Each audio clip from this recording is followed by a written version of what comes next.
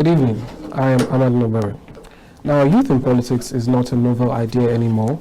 Over the last couple of years, there's been an all-round clamor for youth to take charge on the political scene.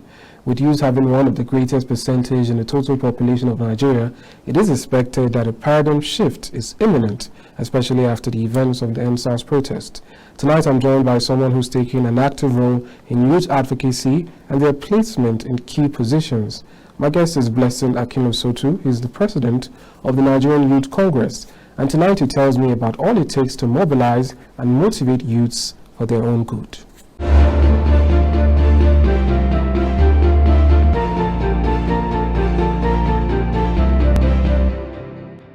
All right, Mr. Blessing, welcome. Thank you very much. All right,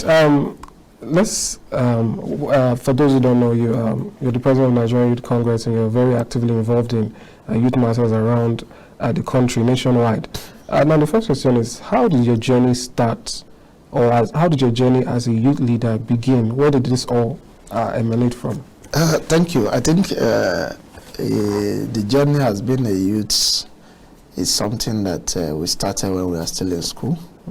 The passion to lead our generation to a better directions so that they can direct their focus, their energy, and be able to contribute to the betterment of the society.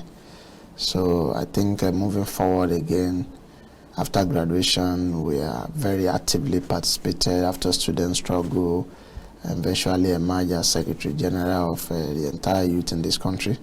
So when 2 years ago, I eventually emerged as President of Nigerian Youth Congress. That's interesting. Now, along the way, what are the challenges you've had while trying to mobilize, organize, motivate youths to be more active in what's going on around them? The truth of the matter is that we have a long way to go because the country is still very complex. You will agree with me that we have a divergence of people that are in the country. Some doesn't even believe in the country again. While some believe that the country has not treated them fairly. Why some sections which are minority have been very actively involved in the beneficiarying of what they call Nigeria. So to be honest with you, it's a very Herculean task because you need to convince, you need to sensitize, you need to let them know the reason why they need to believe in one Nigeria. And that is part of the agitation you are seeing everywhere, succession plan from different regional bases. It is born out of the contentions and the fact that majority, they don't believe in the country any longer. And it's not far-fetched from the fact that things have not been proper for them. The economy has not been very nice to them. Youth unemployment has been on a very high rate. Inflations have affected so many things. So, but the fact remains that the country still belongs to all of us.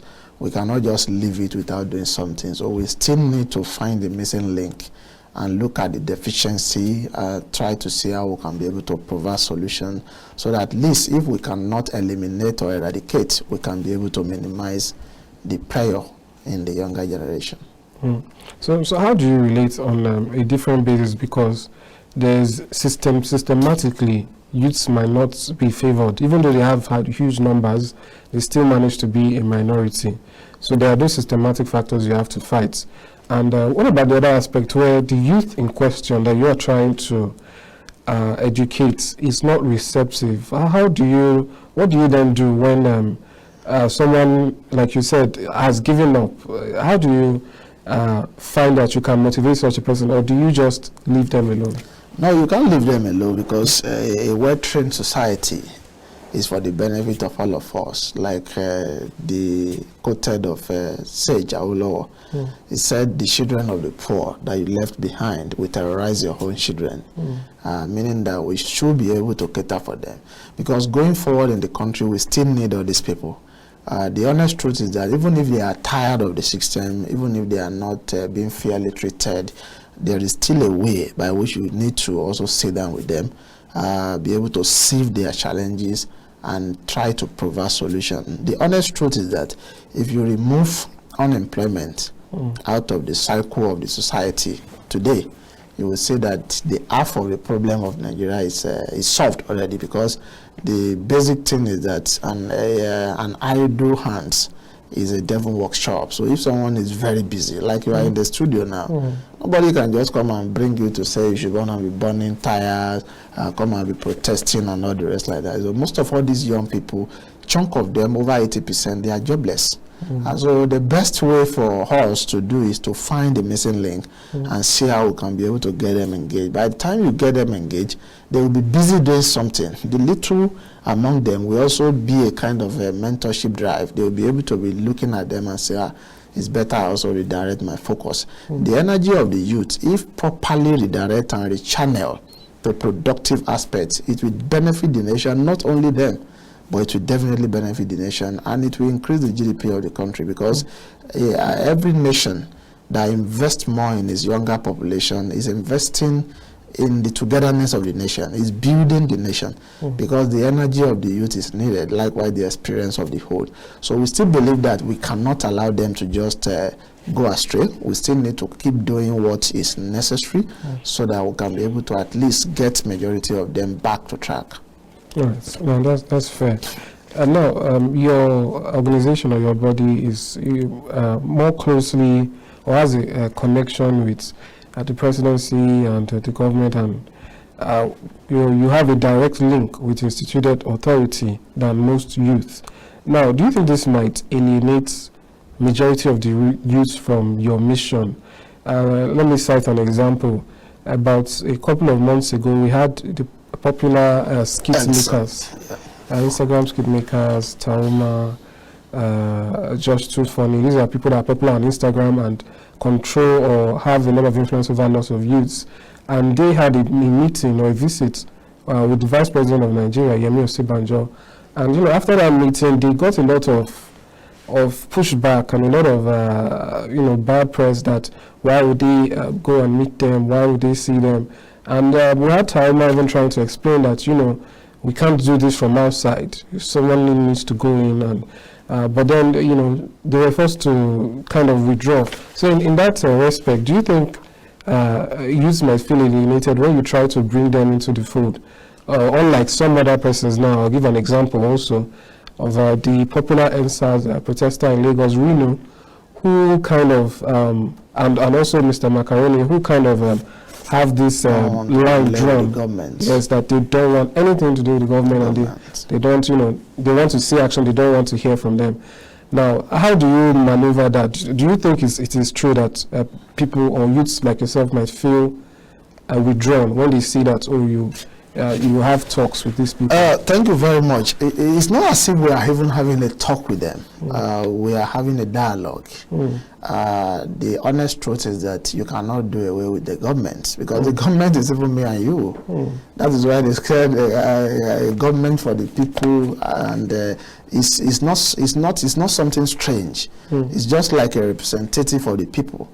And the honest truth is that the more we keep clamoring that the government are this, the government are that, we are also not trying to solve the problem, because we already understand the problem. Sections of the government, they have not been fairly to the younger generation in terms of unemployment created, in terms of corruptions on around. The perceptions of the young people is that these people are the people that cause the problem. But if they are the one that cause the problem, like a research methodology will tell you, you always need to profile solution. What can we do? So we need to find the missing link. We need to look at the gap. The honest truth is that this Nigerian Youth Congress is basically a non-governmental organization, but is very interestingly good for a kind of a synergy between not only governments, private sectors, government, international agency, donor agencies, and all the rest like that. So the relationship we have with the government is very cordial to see where the problems of the youth is, channel it to the appropriate authority to look for the solution for that. And not only that, we also interact with the private sector to see how we can be able to also provide more opportunity. Even most of all this private sector, they still have one or two things to do with the government. So we also have a very strong collaboration with international organizations. So it depends on the area you want to come in. As a younger generations, I only want you to believe that your own ideology alone cannot take you up. It is a collective ideology that can make something stronger. So if you are coming from the periphery background, bring your idea. Let's discuss, let's critique, let's analyze it, let's provide solution. If some people are coming from the government angle, let's see how we can be able to tell them what is the yearning of the people, what are their challenges, what are they facing. Those are the things. And if you want to agree with me or not, government is still needed in our day-to-day activities. Like young people, it's not as if government is providing job, but government provides the enabling environment. If you are doing business today, they will tell you that you need to register with government, you need to do some kind of registration there, and then you still need government. So if you are into business, maybe you are into buying and selling also, you still need the sections of the government for provisions of security, for provision of amenities, road, and all the rest like that. So it's a symbiotic energy that we all need to put together to see how we can be able to resolve. I can understand their view quite fine that government has led them down too much, but what is the solution? We should not constitute ourselves to complainer association. We should constitute ourselves to solution provider. And how can we provide solution is by also interacting, engaging, dialoguing, and providing a kind of a methodology for us to be able to resolve whatever challenges we are facing. So I will only appeal to them to see it beyond having a kind of a counter argument with the government. Let's see it from the angle of what we can do together. It's a partner in progress, so that whatever we are doing that needed the attention of the government, we call their attention to it. Whatever that is needed to get from international organization, we also get it for the benefit of younger Nigeria. All right, that seems fair. Now, let's talk about the power of youths. We know that a lot of the issues in Nigeria now, in one way or another, weirdly involve youths, but not from a position of power. So now when we see insecurity, we know that majority of the people involved are young persons, but then they seem to be under the control of powers beyond their control. Now, even when it comes to election, we see youth being used for election violence to derail them and all others. So in your experience as a youth leader, have you encountered let me term it opposition, the people who would prefer youth to remain under that system of others, and have they tried to sway you, to perhaps, for lack of a better word, betray your demographic? And how do you react to such persons who try to, piggyback on the power of the youth and then for their own gain and not particularly to the gain of youths? Thank you very much. The honest truth is that every human being wants to use you. It is now left for you to decide if you will be allowed to be used or to be allowed to be unused. And the honest truth is that power is not given, it's taken. I don't believe in the ideology of us trying to appeal for power. We should be strategic to see how we can be able to also be part of the system. And like I said earlier, government is me and you. Today you can be in government. Tomorrow I can be there. We can do a kind of a swap. It's something that's supposed to be in and out. There's no permanent president in this country. There's no permanent governors in this country. You have seen governors in the past. Today they are just a common citizen like you and I. So the fact remains that younger generation has a demographic figure because we have over 70% of the population. And it tells you that in Nigeria today, youth is more than 150 million. But if you do your analysis very well and do the ratio, you will see that an average president is being elected with less than 20 million votes. That is if there's no ringing at all. And if you have been elected with less than 20 million votes, it tells you that 10% are the people that elect the president of the country, which is very terrible. And that is the fact to tell you that the younger people themselves, they are not even using the power they have. And nobody wants to tell you how to operate your life. They only want to tell you how you can use your life to benefit them. It is now left for you to wise up and see what you can also do with your life. So that youth is being used for political talk, for their political gain and all the rest. It is because you offer yourself to be used. Yes, the system can constrain you to do some certain thing and that is the reason why we are looking at the problem. Because if there are problem and we look at the problem, we must be able to bring out a solution to that problem. Until you solve the solution behind that problem, you are not getting anywhere. So the only problem we have observed over the time being is that young people that are into this category are the jobless young people, the people that are unemployed, that are begging from hand to mouth. These are the people that will go into the house of political leaders in the morning. They want to eat their breakfast there, possibly their lunch there, and also do their dinner there. And these people are ready to feed you 24 hours. They are ready to give you whatever you want. But when are you going to liberate yourself? And if you believe that you want to contribute to the economy of the country, it shouldn't be from that angle. So you should be able to define what you are, what you want to achieve in life, and also look at it. Yes, there is no bed of roses. Things are not very easy. But as far as I'm concerned, if we are able to provide job for at least 70% of Nigeria, if everybody is engaged today, you can't come and call me in my house now and say, they are doing one rally there, I should come and you are paying me 2,000 or 5,000. I won't want to offer that. Nobody can come and approach you here now and say, okay, there is something going on there. Please, can you mobilize your people to come and join? Yes, in some very strategic engagement where we are supposed to learn some basic things to develop our intellectual capacity, we can be mobilized to go there, but not a political gathering where people will now use you as thugs and all the rest like that. So the challenges is for both me and you and the government to first see how we can be able to create job for most of all these youth. Let them be engaged. By the time they are engaged, they will be busy. By the time they are busy, they won't have time for all this frivolity. That is number one. Number two is to also redirect their focus, sensitize them very well. Because some of them, truly, they have talents, they have intelligence, they have all these knowledgeable skills. But how can you now make them to detect the skills? How can you now imply the skill into usefulness?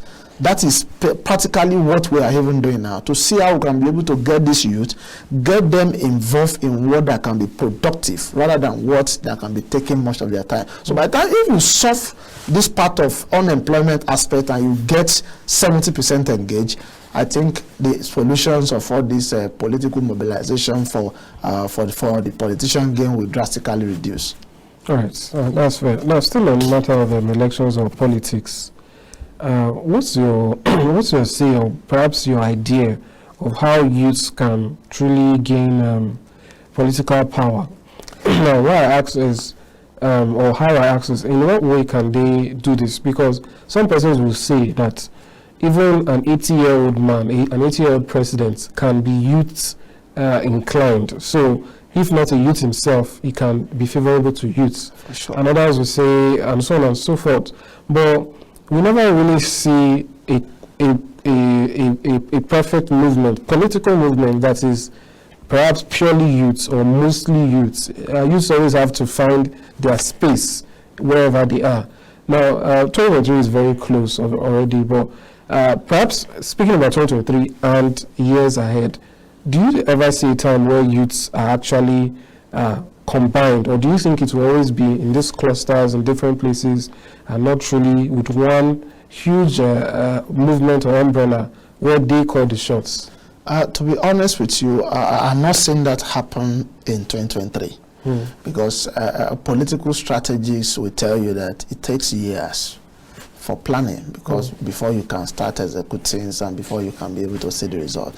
So the kind of youth we have nowadays, they still need more sensitization. If you look at the level of support they give into some frivolities, if they deviate such support into politics, I can categorically tell you here that in 2023 we'll be there. And for example, look at Big Brother Nigeria and see the kind of massive mobilization young people are doing, donating millions of naira, running to billions, trying to do some kind of sensitization that cut across the nation, that we heard the nation at the beck and call. So it tells you that if such energy is being channeled to mobilizing resources, mobilizing strategic network for younger generation like them, I think by 2023 it will just be a kind of a win before election.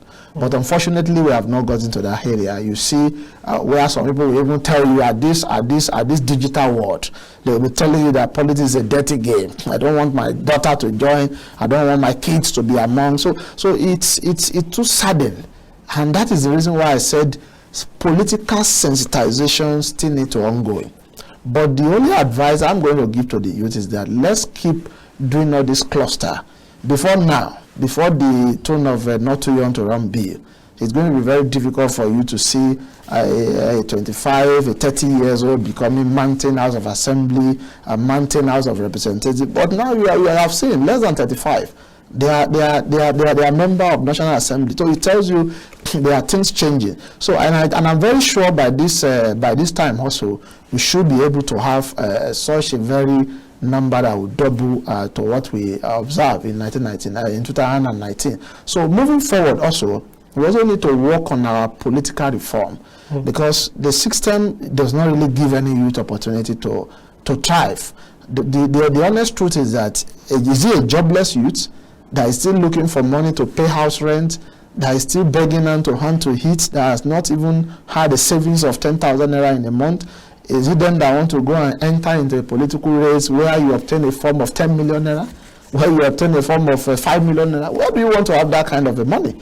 And even during the political mobilizations around, doing campaign and all the rest, you will see that you are running into millions. So there must still be a system whereby we should go into a strategic way whereby you won't be able to spend much before you can assume office. So if the aspect of this monetary gain, the last election is AMAC and Kuje Area Council in Abuja, it was widely reported that it was monetized. People were buying and selling their votes. So it tells you the kind of commitment that people really have to still continue this trend. So where we youth that is still looking for money to get settled, to even have wife, families and all the rest, we now go and raise 20, 30, 40 million naira to go and run such an election. Looking at the fact that even if you lost out, nobody is competitive everywhere. So we still have a long way to go, but let's just keep the sensitization drive continue.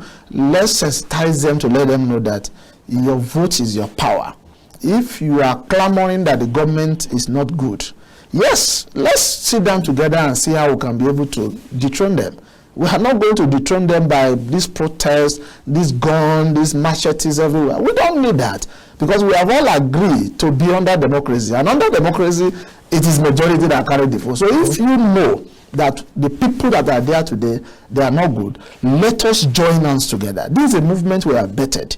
You can join us to see how we can be able to start looking at it. Even if we cannot pick who becomes president today, we can agitate that, okay, the next vice president must be below 40 years. You know, these are negotiation table. If you are a presidential candidate and another is a presidential candidate, we can decide that the youth of this country agrees that any political party that pick the vice president that is below 40 years is not going to have our vote. It can be a political slogan that will change the scenario.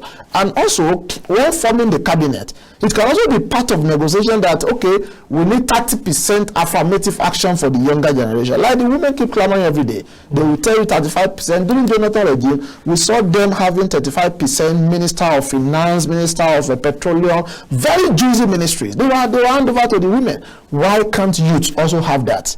These are strategic way to migrate into government, not just continue to be protesting, continue to be agitated, because those agitation, yes, are fine, are nice, but they cannot bring result. The only thing that can bring result is to us to sit down, dialogue, analyze the problem, and let prefer solution. And let's now present it as a kind of collaborative partnership work. We will deliver you. You must give us vice president. You must give us 30% minister. You must give us 30% advisors. So these are negotiations that is very strong that can really affect you. So by the time you have 30% minister, these are the minister in the next 4 years that will be vying to be governor in their state, that will be vying to be senator in their state, that will even be vying to be president of the country. So directly or indirectly, we are getting there. So, but if we are not strategic and we are just clamoring on the social media saying youth, where is the youth? Where can you see a younger generation today that can be able to raise 10 billion to run a presidential election, which is even not up to what you did? So it tells you that we still have a long way to go. But our parents most time, add to the little resources we can raise, can really do the wonder. Well, that is fair. Let me make it a bit personal. Are you going to run for office anytime soon? The reason being the fact that the aspect of running for an office is something that until the day you are declaring it comes, you should need to reserve it. Consultation may be ongoing. Even if you ask any presidential offer now that people has known that they are still running, they will be telling you that let's see what we hold in the future. But I'm very sure in the nearest future we want to run for a government, because we cannot also be outside clamoring for the solution. But I think let the time settle that case. That's a very political answer. But let's move on. Let's talk about something specific that I know that you are involved with. There was an event recently that had different persons from different ministries, the Ministry of Agriculture, Science and Tech, NAFDAC, and so on and so forth, and in sort of collaboration with the Embassy of China, which is the People's Republic of China, on herbal medicine. Now, how is herbal medicine sensitization? Now, how is that a thing that is of interest to the youths? Yes, let me tell you, even just this morning, I'm just coming from the embassy. We set the guidelines of what to do. Like we agreed that what I specifically requested that day is for a factory to be established in this country, possibly with a collaboration between Chinese government and Nigerian government, whichever way is the case. Because the herbal medicine, you will agree with me, is something that is of age. It's as old as human generation, because people have been using herbs to cure some kind of ailments. Even when we are all young, we observe that most of the children, they were raised in the local village and other. Most of us are raised by all these herbs. It's only that we really don't value what we have. We try to cherish Western world too much. That's why you see many of us, they will go as far as going to UK and all the rest to be buying some kind of a jewelry, clothes and all the rest. Still the fact they leave the normal ashoke that we are using here, all these traditional attires and all the rest. So the fact remains that we look at it as a way by which we can use that sector, that industry, to create jobs. So what do I mean by creating jobs? Herbal medicine is just having the same similarity with this conventional medicine. The only difference, like I said, is packaging. The only difference is trying to bring more research and innovation into it. The only difference is trying to see how we can be able to modernize it. So the truth is that when we engage the Chinese, we look at their profile, we saw that Chinese are making a whole lot of billions in dollars as regard to this herbal medicine, because they have really used this to affect their economy, even to the extent by which they are the ones supplying to the Europe, to America, and some other continent of the world. And I know the kind of value that has added to their GDP. So, and you will also agree with me that we have all these herbs. The input are all here, lifts are all everywhere, herbs are all everywhere in this country. Even at the back of your house, you can just cut dogoyaro. If you have malaria or this normal something, you can boil it, put a tea leaf and all the rest. They will just tell you drink it and it cures typhoid. Some even wipe away malaria and all the rest. So to tell you that if research work is being put into it, we can better the very big factory where this thing can now be produced in mass quantity. And if it's produced in mass quantity, the production line, which is the planting of these herbs and these leaves, will be done by the younger generation. So that is where the Ministry of Agriculture is very, very interested in that partnership. Also, the process of cultivations of all these herbs, leaves, and all the rest, they will still involve young people. So you are creating jobs. It's a lineage of, is a value chain that has different segments of creating jobs. So also after the cultivation, also the process of turning these herbs to what we call medicinal products We also need some kind of equipment, need some processes of raw processes and all the rest. You will still need to engage the younger generation, where you also complement with the industrializations of machine and all the rest. So the process that also need the Ministry of Science and Tech, the process of getting it to certify with the government also need the Ministry of Health. We also have the aspect of packaging, the aspect of marketing, both for local consumptions and for international consumptions. So that is where we brought the issue of Nigeria Export Promotion Council. And you will see that all of them are key. The NAFDAC, National Institute of Pharmaceutical Research Development, Nigerian Export Promotion Council, Ministry of Agriculture, Ministry of Science and Tech, Ministry of Health, all of them. We brought them together to say, why can't we do great things with the herbs? Why can't we generate work? Like I said there, if we are able to provide jobs for the younger generation, we will solve the problem. So, and that is what we have betted. And I can categorically confirm it to you here that about 3 or 4 Chinese companies, I'm just coming from the embassy now, they have confirmed that they would like to have a factory in this country. And that is the working plan that we are still ongoing now. So that in the next couple of months, you will see some of these Chinese companies, big companies in China, they will need to come to Nigeria to see how we can be able to start the process of documentation, to see how we can be able to establish the factory. And when the factory comes into life, who are going to work there?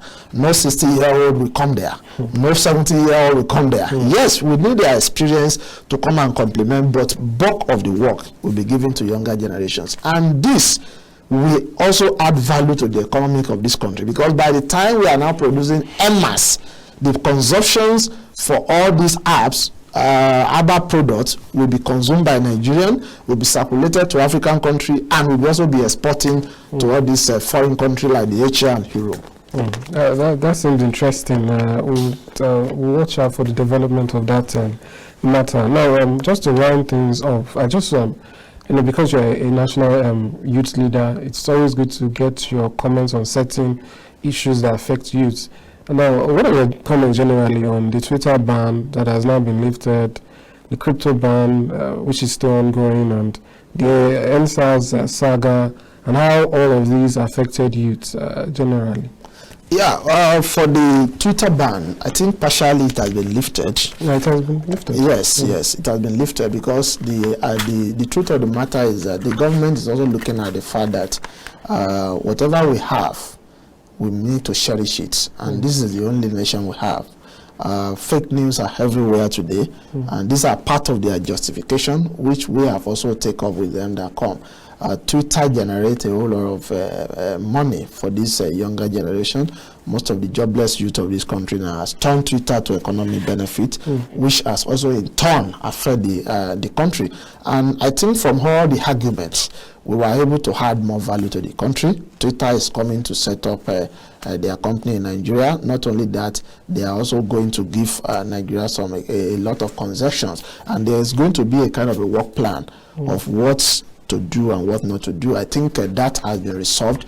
And for the NSAS, yes, like I said, and I will continue to be saying it, NSAS is just an ideology of a very failed system. People don't really believe in the country again. There is nothing like NSAS. It was just majorly a protest of hunger. People just packed everything under the tag name NSAS, because the grievances of the people is beyond NSAS. It's beyond police brutality. If you observe, you will see that in the long run, when the NSAS started, it was bad police, bandits. At the long run, you are seeing a whole lot of demand coming up. The aspect of people saying they need more job, they need this percentage. So it tells you that it is a long-time accumulations of grievances like what we are saying here. But so protests can still never be the solution. Protest can be a kind of an awareness where people can get to know that truly I am angry with the system. So the government also need to be very proactive to see how we can be able to work together to push all the necessary agitations and all the necessary requests forward. And I think the last one is the aspect of crypto ban. Crypto bans, yes, crypto ban, yes. I think it's only what the government is trying to do is regulation. It's not precisely a kind of a ban. that will affect everybody in the long run, but they are looking at it that we are fighting security challenges in the country, and there are so many security informations that the government will not want to also put to the table of the people, because they are very critical information that you won't want to say out. The honest truth is that government realizes that some people are really funding security challenges in the country using those this online forest trade to push money into the country. So, but these are very technical areas where the government came up with such a decision.